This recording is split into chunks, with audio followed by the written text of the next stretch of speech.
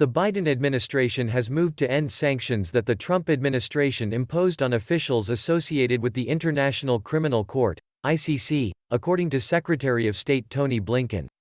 The ICC handles suspected criminal matters that transcend national borders and the abilities of national courts, like war crimes.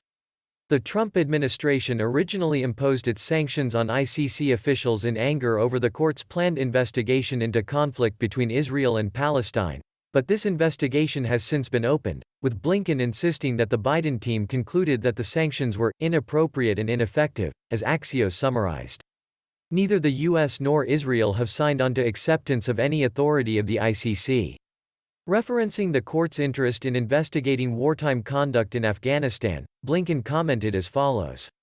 "We continue to disagree strongly with the ICC's actions relating to the Afghanistan and Palestinian situations.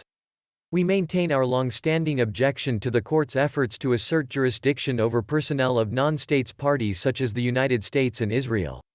According to Axios, Biden promised to lift the sanctions during the campaign, but he delayed doing so at the request of Israel, which, as an ally of the United States, was angling to block the ICC's investigation into tension between Israeli authorities and Palestinians. According to sources for Axios, Blinken informed Israeli Foreign Minister Gabi Ashkenazi of the decision to lift the sanctions during a phone conversation on Friday. The Biden administration has swiftly moved to undo some of the Trump administration's damaging foreign policy legacy.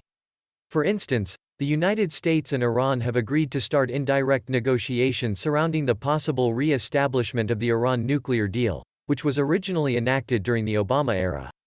The Trump administration dismantled the deal with a re-imposition of sanctions on the country despite Iran's apparent allegiance to the terms of the agreement as it stood. Meanwhile, Biden has also moved to establish U.S. opposition to despotic activities of the Putin regime in stark contrast to Trump's apparent willingness to downplay Russian aggression.